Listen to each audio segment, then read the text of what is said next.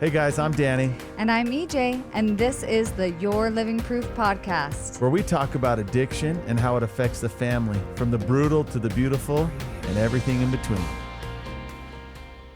Hey everybody, welcome back to another episode of the Your Living Proof podcast. We're so grateful you're here. We're recording episode 99. Buckle up for next time. We're almost to 100, and it makes me realize how much money we've spent doing this. You can easily figure the number when it's 100, and then you times it by X amount, and you're like, whoa. But guess what? It's worth every penny. I hope it's benefited many people. Actually, no, it has. It definitely has. So we love doing it. It's awesome. We do. And it's amazing to hear from so many people that they're like, finally, someone's speaking to me in a way that they understand.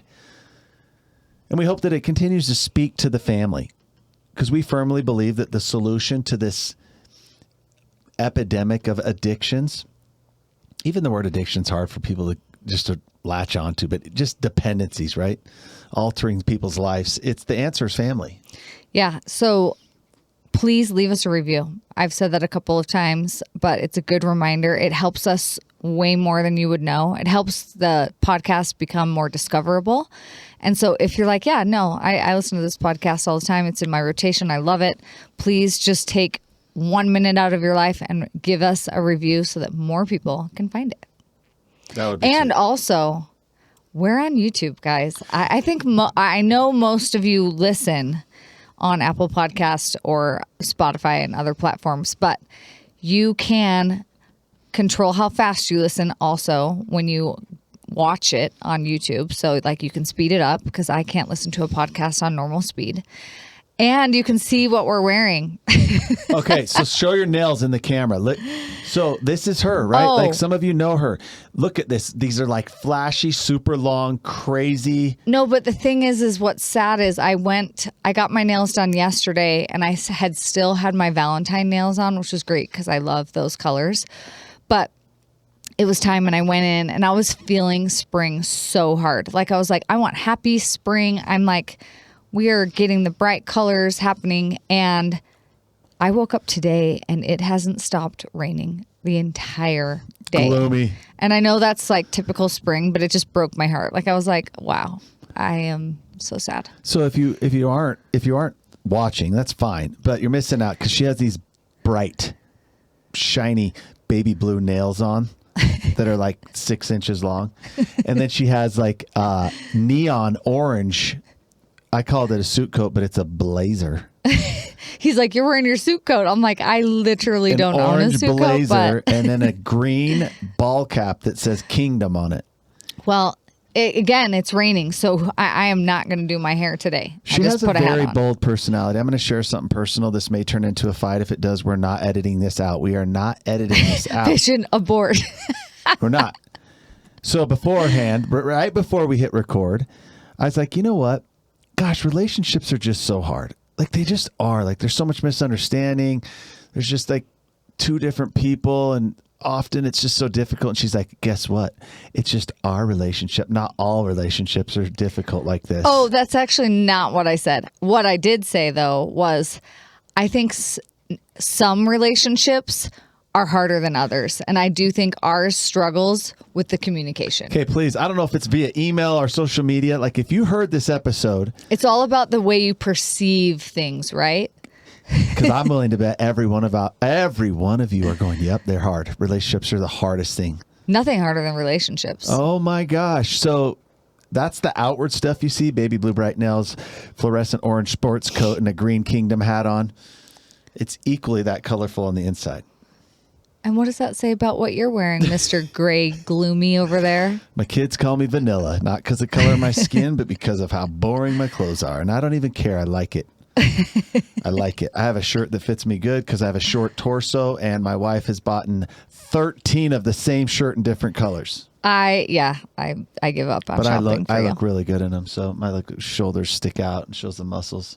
Nice. Love your confidence, Dan. You guys, 99 episodes. So here we go. We're going to get into it. The reason you're here isn't just for us in our life. It's for a purpose. You love someone. You can see their life headed down a path of destruction. Maybe it's Maybe it's completely obvious, or maybe you're questioning and wondering because you see this slippery slope. Either way, you're here to learn.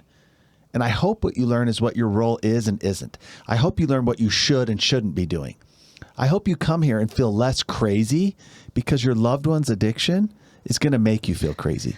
It's going to make you doubt yourself. It's going to make you question, concern. Are you overreacting? Are you underreacting? Are you downplaying? Amen. So glad you're here. Please, episode 99, remember, all addictions are progressive. Most people that finally step up to the plate to do something about it, it's because it's become horrible. They're forced. There's an incarceration. There's a health complication. There's a near-death experience. The people who aren't quite yet there, they all get there, and not a single one of them thinks it will. So please, if you're wondering, do I need to step in to do something? Yes. It's called early or pre-intervention. It's allowing you to step in before it gets to that point. Mm-hmm. And sometimes by stepping in, it does rattle the cage and things get worse. So please stay with us. Keep learning, keep growing, reach out. We have a lot of resources that we provide. If you haven't tapped into some of them, I challenge you to do so because every single resource available is for you.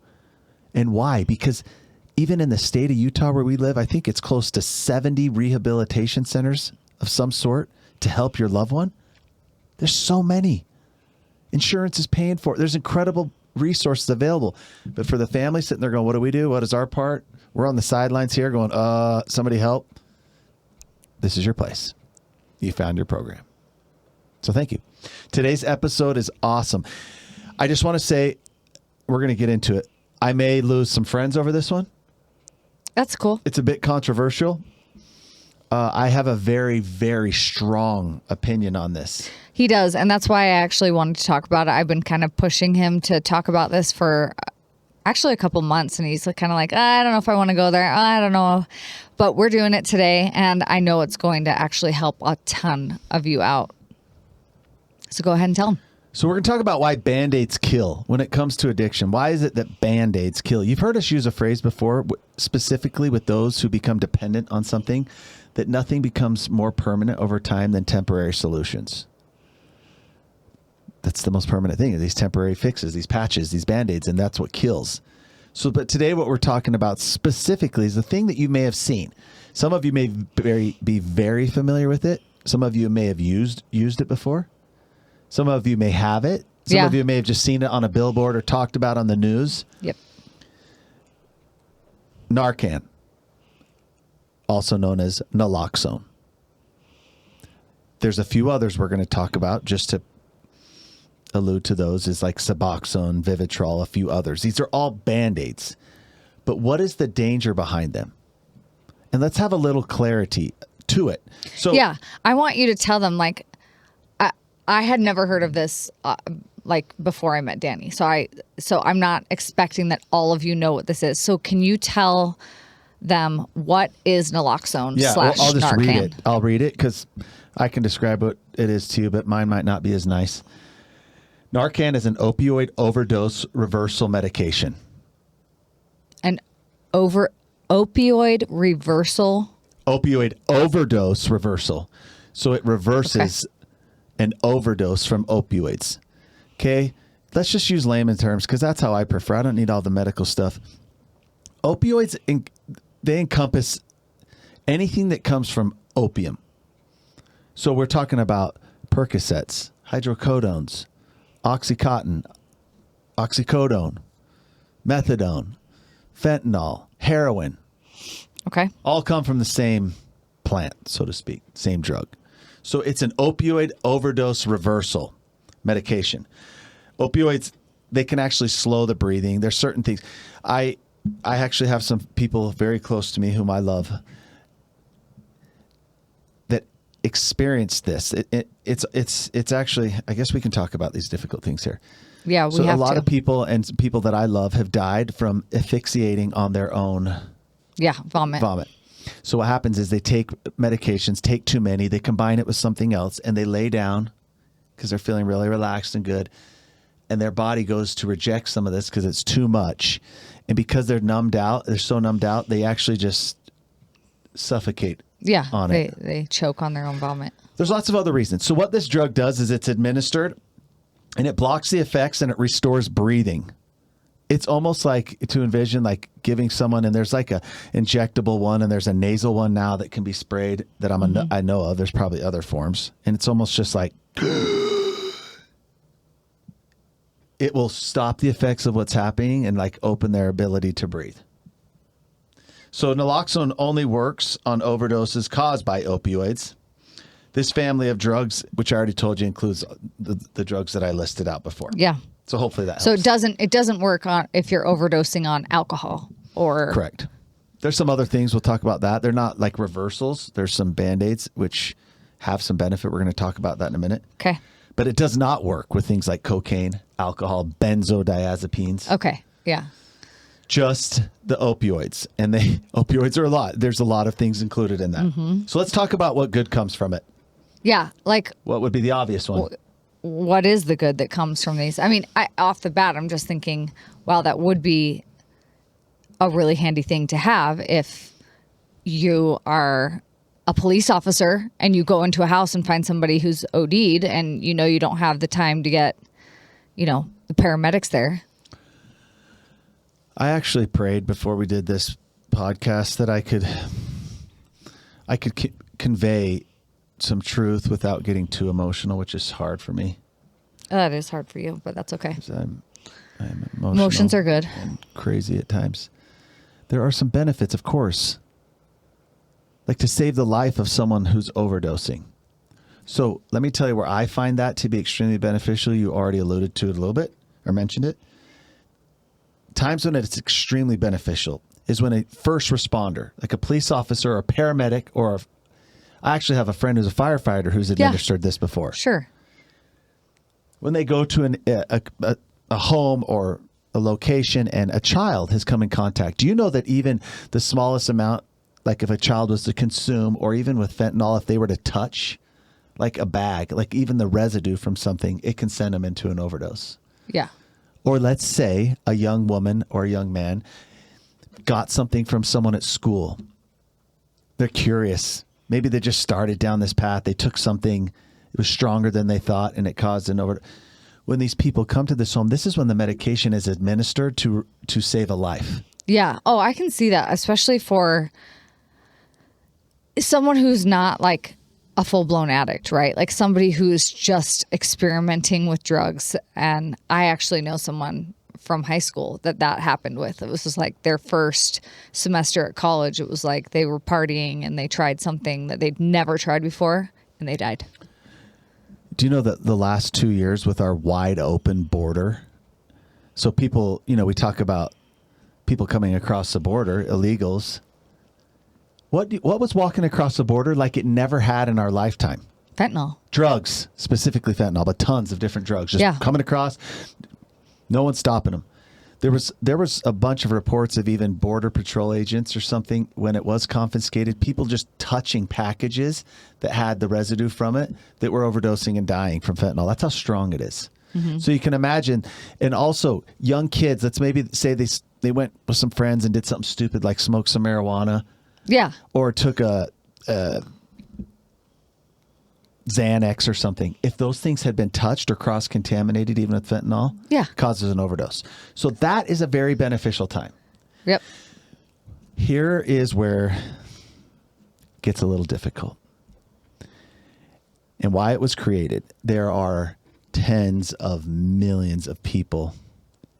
We see a lot of them in the street. There's a lot of them incarcerated, but most of them are inside of your homes or a home who are abusing opioids to a reckless and dangerous degree every hour, every day.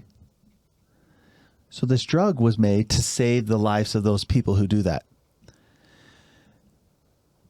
This is why I have a problem with this drug. First of all, the number, and I have very good friends. I actually have a friend, a childhood friend, who is thankfully now in recovery, who just even 6 months ago was administered Narcan for an overdose. Mm-hmm. The number of people who are in active addiction. So, okay, we already identified the people whose lives this saves, the innocents, maybe the people just starting down this, making bad choices. Thank goodness there's a medication that can prevent this. Sure. That is a life-saving gift. Yeah. Now let's talk about why the drug was created and who it's used on most of the time. The people who are using, Yeah. actively using drugs Yeah. illegally. Do you know how many people that are administered Narcan just all of a sudden are scared straight? Like they go through the experience, they actually die, and then... You have to watch YouTube so you can see Danny do that. Oh, because I've seen it. I've seen it. That's the... When this occurs, how many of them do you think it scares them straight into changing and transforming their life? I would guess none. There may be one or two. There may be a few, but it's...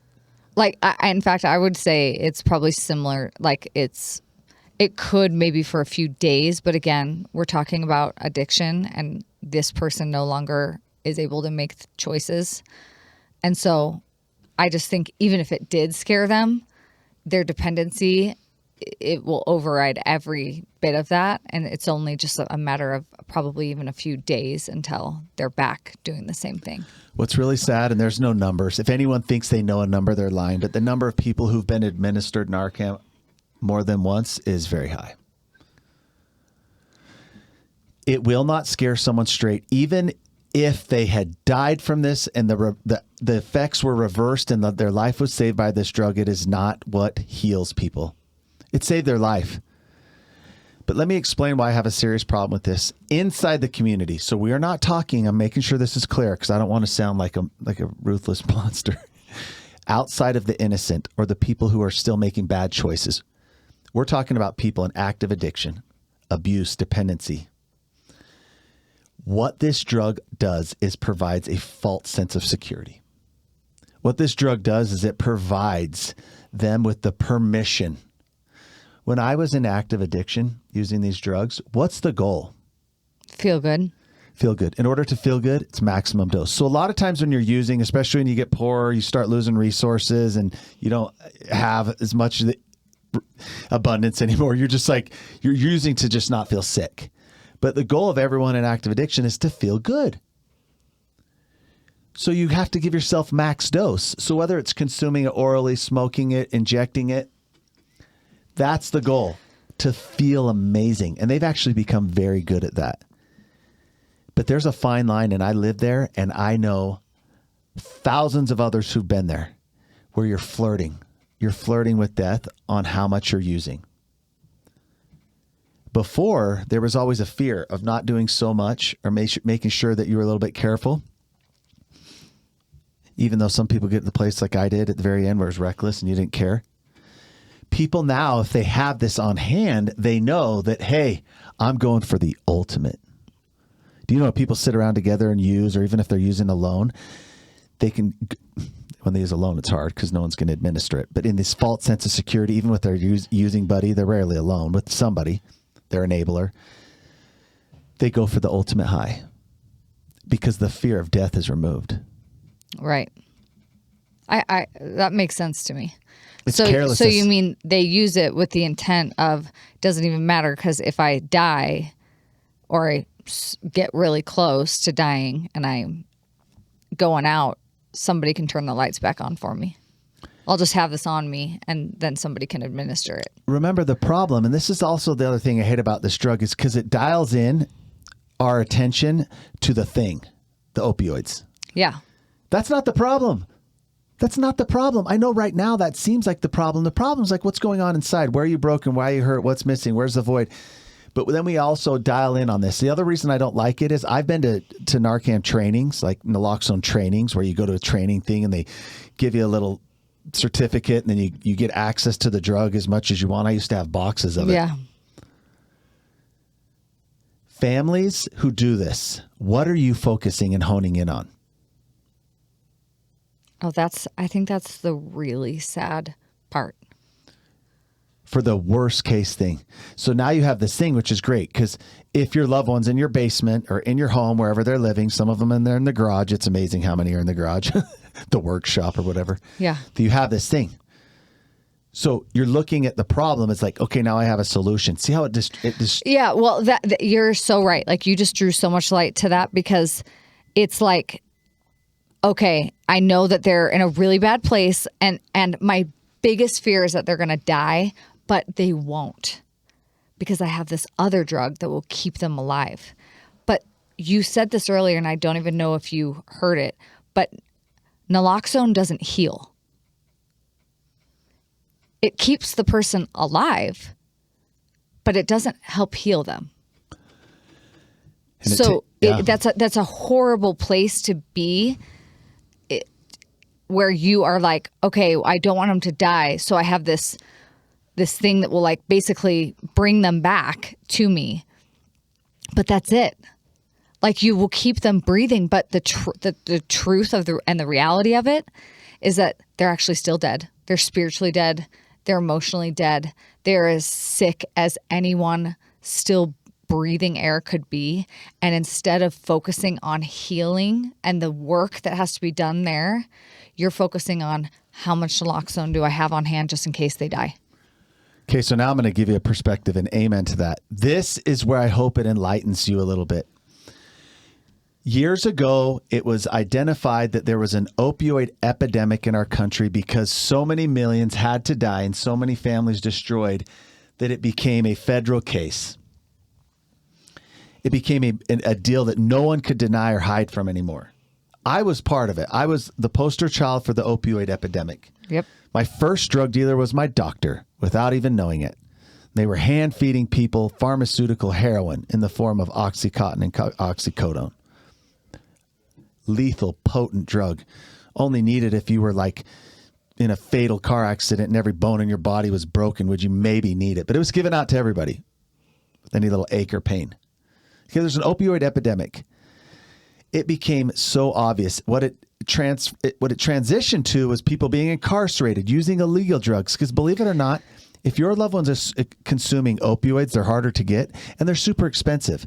If your doctor's not willing to give it to you, they're super expensive to get off the street or from anyone else. So eventually, when they run out of money, they cross the bridge into the ugly, dark world of like heroin and fentanyl. When in all reality, you're taking the same drug, just a heck of a lot cheaper. Yeah. A heck of a lot easier to find. So that's the process. That's how it progresses for everyone. So here we have this epidemic, and it was no longer, was no longer deniable. Right. Right. The jails are full. Yep. Overfull, overcrowded. They don't even have anywhere to put people anymore. The streets are getting overwhelmed and overcrowded. Families are falling apart. So it's like, okay, we have a problem. Now hear me out. Just give me a couple minutes of your attention because I'm going to tie this all back in. Mm-hmm.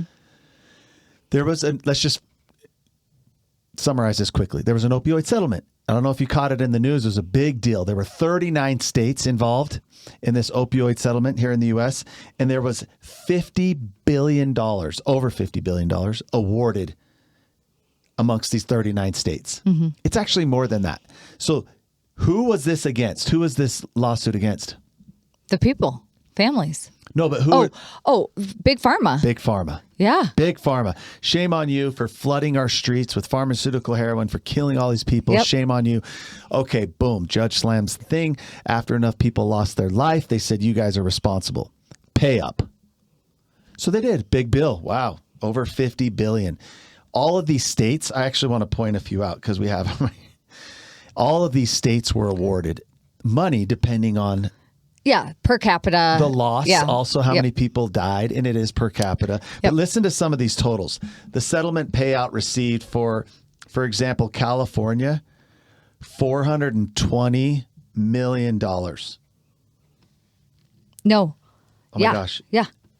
No, that's $420 billion. Is that possible? No, it's not.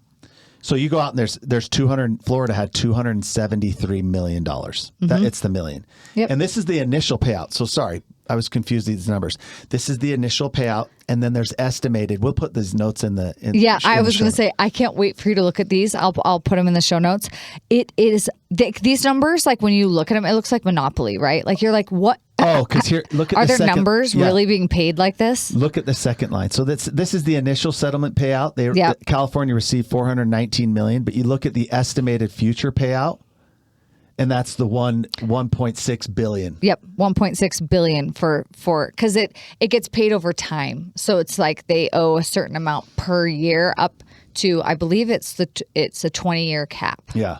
Well, you look, and so there's Florida. They start out at 273 million. They end up at almost 1.4 billion. Yep. You go down, even Pennsylvania, that caught me off guard. They started out at 202. They end up at close to $1 billion. Yep. You go on and on. Even here in Utah, their initial payout was only 45 million, but it ends up, look at that. Yeah. It's unbelievable. $225 million. $250 million. So why do I share all this? This might open your eyes to something crazy. So here we go. The judge says, pay up, guys. You ruined a lot of lives, killed a lot of people, caused a lot of damage. So they pay up.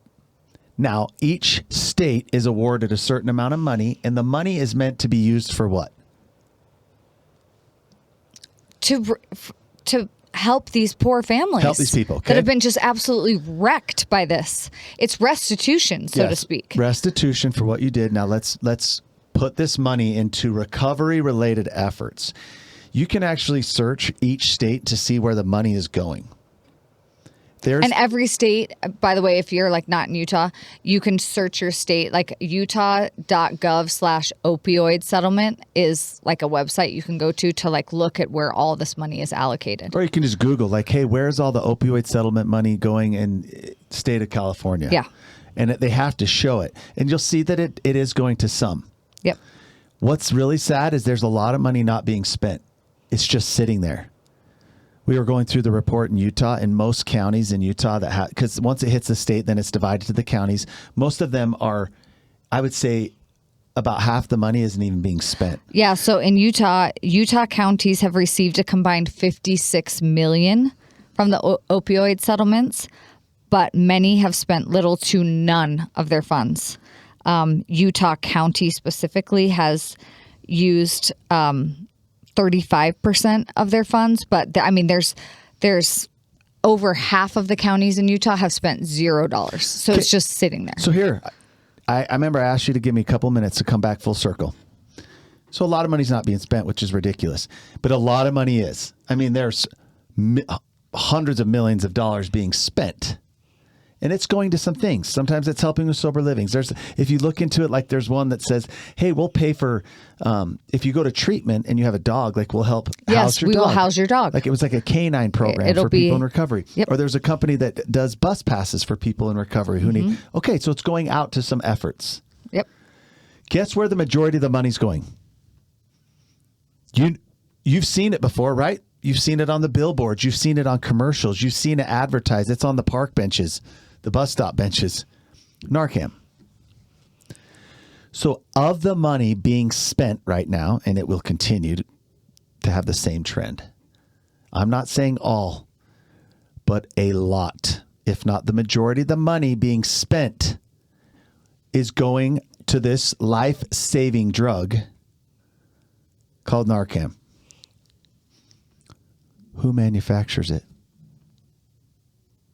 The drug companies that provided the problem in the first place. This is high level evil, in my opinion. Well, okay, we're guilty. Okay, we'll pay up. And then they find a way to produce something where that becomes the focus and the emphasis. And this is where I get really frustrated. Here we have a company that provides solutions, education, support, tools, everything a family needs to navigate the path with an addicted loved one. Seems to be quite a resource, a solution for part of this problem. And yet it's impossible. Well, we're not impossible, but we're working really hard towards getting that to provide this for more families. But where's the money go?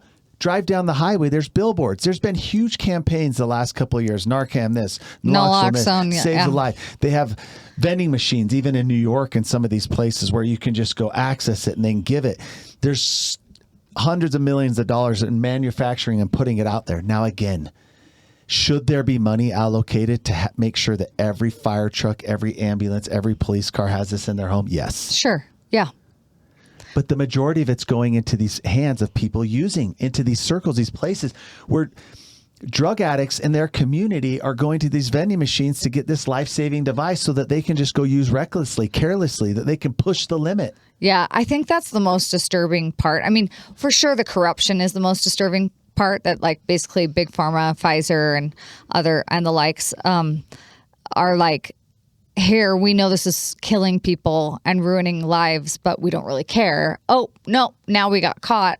Here, we have a reversal for that. And we'll pay out and then you pay us back by buying this solution from us. And that's so corrupt. But on top of that, what I hate even more is knowing that there are so many families that are stuck right there in that trap, and that there are so many actively addicted individuals that have this in their pockets. I'm not saying I want them to die. I don't. I actually want them to live. I don't want them to live addicted. I don't want them to push themselves every chance they can to the point of death, only to be brought back to life to do it again a few days later. I actually believe that they should have a chance to rebuild their life. And the only way they can do that is by actually having the opportunity to heal, which cannot be done with the merry-go-round of naloxone. Yeah, it's not. And I'm going to draw a comparison on a couple here as we wrap up. A couple other Band-Aids, just talk on them for just 1 minute and how they do benefit, because they work in conjunction. Sure. With something beautiful. But that's my big argument at the end. It is a drug that can save innocent lives and should be available, because unfortunately we now have this opioid epidemic has progressed to something so brutal. And because of our open borders and because of what's coming in here, I mean, it's scary that innocent people, just by touching, or curious kids that are doing stupid things, they have something that can save them. Mm-hmm. That is the tiniest fraction of what it's being used for. And the resources going into this, they don't know what else to do. So everyone's getting behind this thing, and they think it's for a good cause. But you can see that it's not doing anyone any good. No. The people who get this drug, by the way, that friend I told you about a while back, it's been 6 months since he had it. It's actually one of the most excruciating, painful things when you reverse it, what they experience. Oh. It's scary. And usually it's so gut-wrenchingly horrible for them to get through that even if they're scared straight for a minute, it's only a matter of hours till they feel better, and then they just go back to using a safer amount. So my argument is, let's put limited resources to that so that every first responder has it. Let's take all the rest of the money that's being dumped into places that aren't benefiting the people, and let's use those resources to help. My biggest goal would be in prevention. Programs to teach families, empower them about what's out there, to recognize early signs, to learn how to step in right in the beginning when it's a thing of choice. Secondly, when it is a problem, when we just found out about it because our loved one was harboring a secret and their addiction progressed, a family program. That's where we are. That provides families the know-how, the playbook of exactly what to do. Then we have a chance for change. Then we have a group of healthy people who can help direct the path forward of an unhealthy person. So to finish and conclude, there's other Band-Aids, so to speak, in the world of recovery. And it all falls under the umbrella of MAT, M-A-T, which stands for medical assisted treatment, which is an extremely critical part for people who are recovering from these horrible addictions. Believe it or not, they've been self-medicating with a concoction of things more than you can ever imagine. So when you think it's just one thing, it's way more. They need help and assistance aside from like the cognitive and the other efforts that are out there, behavioral. They usually need some type of medicine, right? So there's a couple others that you may or may not be familiar with. Suboxone. Suboxone comes from the drug buprenorphine. It's also an antagonist, but it's an opioid blocker. Mm-hmm. So it allows the effects of opioids from working. Most of them are administered on a taper. So instead of taking the pills, they administer this taper, which helps to reduce the withdrawal symptoms. It helps to mask some of the pain that they're experiencing. Where this is not helpful is when people get put on Suboxone, which is a controlled substance, and they stay on it. most of the time they go into a program, they use it as a taper. They start them on day 10 and then they taper them down so that they get off of the medication while they're in the program, because it's still uncomfortable to get off it even at a low dose. But it's serving a purpose. That's a purposeful Band-Aid. Yeah, well, and it's being regulated, obviously. It's not Correct. It's not like a self-reported system. Like Correct. somebody is administering it and monitoring Correct. the usage. And it's taken when it's best used. You know, if your loved one's like, I'll just take Suboxone, but I'm not going to go to treatment. Don't fall down that hole. In conjunction with therapeutic efforts, it's a beautiful thing. Saves lives. So many. The other thing, it's another one, is called Vivitrol. There's different forms, generic forms of it, can be administered in a pill or a shot. This is it's used for alcohol and other things, but mainly, I mean, it is used for other things, actually some opioids and different things, but it's mainly used for alcohol. What it does, it blocks the effects. Some people even say that when they go to drink, if they've been taking this Vivitrol once a month, it actually kind of makes them feel yucky if they drink. So not only does it not give them the effects, the buzz, but it doesn't make them feel good. So is that a solution? No, but that's a wonderful Band-Aid, because most people are doing it to take away what? The urge. Yeah. Like even if you're in treatment and all of a sudden you start like obsessing over it and you're just thinking about it and you're just craving it. Yeah. It's a great Band-Aid because you're like, oh, well, it's too bad because it won't even work if I did. But again, it's for a short period of time. This isn't a long-term solution that's like, well, I'm going to be on Vivitrol for the rest of my life. Yep. Most guys, it's like a 6 to 12 month thing. And you know who I love it for the most? Let's just say it's your husband. And he's in a program of recovery and he's determined he's going to have these bad days, these F-it days. I call them the case of the F-its. They're just going to be hard days where they're just like, screw it, I'm just going to drink this once. Or even if they've done really good, they're going to reward themselves to just like, I'm just going to drink this once. So the Vivitrol takes that away. But it's also a beneficial Band-Aid because it helps you know, okay, if they're acting funny or this is that if they've been taking the shot, I don't have to overreact because I know they're not. Yeah. But it's, again, that alone doesn't work. It works when it's in conjunction with therapeutic efforts. So those are great, healthy Band-Aids. This other one that's just utilizing so many hundreds of millions and so many resources. Again, we know it saves the life of the innocent, but that's the tiniest fraction. We need to use those resources for more beneficial, long-term, transformative things. Not everyone has a family, but there are millions who do. And that family, when they are educated, empowered, and given the guidance and tools they need, holy cow, you better watch out. Most of those people recover. So I hope it was beneficial. If you have any questions, reach out. But there's a lot of things out there. The world's just saying, oh, just take this and it'll go away. Yeah. Sorry about that. Just take this. We, in our groups today, the last thing I just want to say, everyone always worries, well, is it addiction or is it a thing of mental health? Oh, yeah. That was half of the people in groups today. Yeah. They're like, well, I don't even know if it really is a thing of addiction because they're just, you know, maybe there's something wrong with them. Can I just put this plain and simple? It's easy to think something's wrong when they're doing the uglies like meth and fentanyl and heroin. You're like, oh my gosh, like we got to get this sick person help.